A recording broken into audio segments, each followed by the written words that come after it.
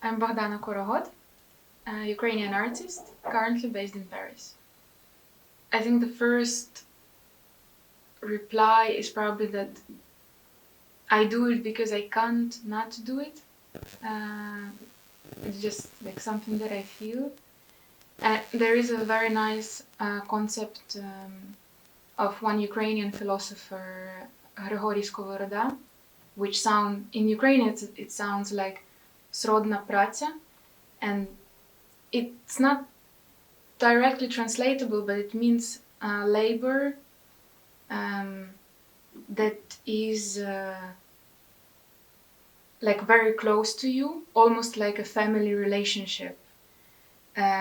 Meaning, like his whole idea was that every person has an internal need to perform certain labor, but not just meaningless, any kind of job just to fill time and do whatever, but that every person has also something that corresponds only to them, and that it's also sort of your task in life to find this thing so that you can feel fulfilled as a human being.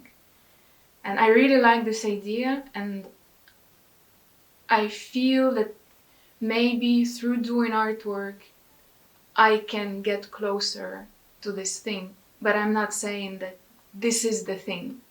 But I think it's a very good way to research it also. So yeah, when I look in the mirror and trying to ask myself, who am I? I have no idea. But I feel that I'm getting closer to the answer when I'm doing creative work.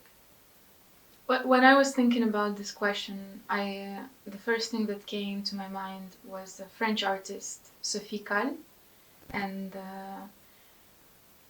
I think she's mostly considered as a visual artist and photographer especially, but a lot of her work includes text, and whenever she makes an artist book related to her exhibitions, I find it crazy how she combines it. And one of the works was related to tombstones in the graveyards and to the graveyards in general.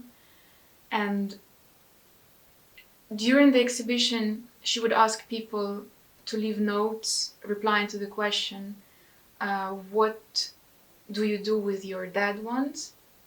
And then she would make a book with people's replies and her photographs. But also the book was made in such a way that if you have the book, you can also add your own notes inside the book and participate in it even after the exhibition is over, the project is sort of closed. And I found this book in a public library, and that I find even more interesting because there are so many people who took this book before you, and you can never tell anymore what are the things that she included in the book and what are the inscriptions that people who already took the book from the library who left those notes. And yeah, it sort of lives on its own now, this work, and it's also very inspiring, but it also does something to see such a playful treatment of the topic of death and what we do with our closed ones who are dead. But I think the most difficult and important one is to be constantly asking yourself if it's worth it, like doing artwork in general, especially like today when you look out the window and the world is literally crashing down. And because doing art is a very privileged position, and like being able to produce any artwork in any form And so this is what like consciously, subconsciously, I constantly reflect on, like, if what I'm doing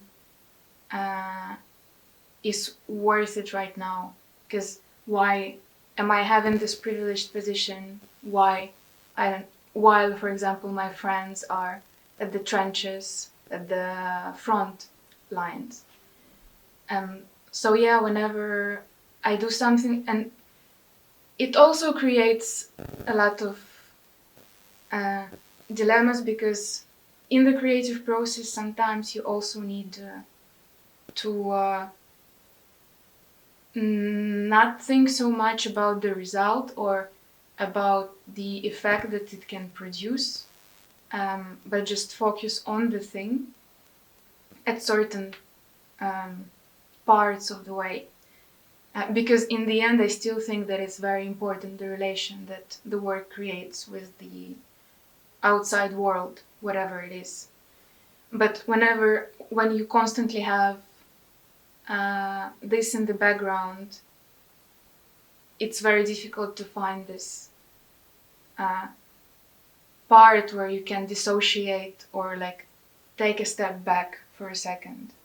So I struggle a lot with this balancing the outside with, it's not really like objective, nothing is objective in this way, in your own work especially. But I feel there should be some balance that I'm still looking for also. It's also true that there is also the whole education or different forms of education behind it, and all of this gatekeepers to reach the point where you can work as an artist, which means that already a lot of people who don't fit certain criteria, they're already left out, even if they might have been the greatest artist of all, but just because like they either didn't have a certain type of education that is needed in this particular society to access the scene, or they come from the wrong family that didn't allow them to get there. So yeah, it's like I have no clue. It's the whole question of inclusivity of art scene. And well, recently I became a fan of Japanese women authors from the last, I think, 50 years span, and like authors like Yoko Ogawa, because in their stories there is this constant presence of something very, very dark, but not scary, just certain like shadows that are always there, be it death or violence also, and it intertwined with everyday life, sometimes in a very disturbing way, which I find is very like on the point of how we live today, that violence and making dinner, like they are so close to each other, and it's a very disturbing realization when you think about it. And what I saying that I enjoy how they describe it is weird, but I am very curious of how these worlds are brought together, and generally exploring or trying to explore something dark, I find very interesting, also in context of being a woman artist, because like as a woman you're not expected to get angry or like to have some rage outbursts and of all of these things that are considered ugly, or having a dark side. Like a woman is supposed to care, be empathetic and nice. And I think it goes a lot along these lines also, that I am interested of how this care can coexist with all the unimaginable darkness at the same time. It was the small artist book related to grief, and it's called She Could Run Forever, Could She Run Forever? And it's a paper object that combines photography and poetry. And to me, it was important as a work because that was also, with this work, I sort of realized the necessity to sometimes just do things, even if you're not sure about them, and if even when something goes wrong or you can't realize what you want to in some sort of ideal circumstances, like the way it's supposed to be, but still do it. Because on this work, I've been working for more than half a year, constantly like looking for the funding or different opportunities, and it never worked out. And so in the end, I was like, I'm just gonna do it from the stuff I can find, like literally at my home or in the corner shop. and that's what I did, and that's how I would also like to do things in general, that working with accessible materials and just doing these pieces gives a very simple gratification of, okay, I've done something.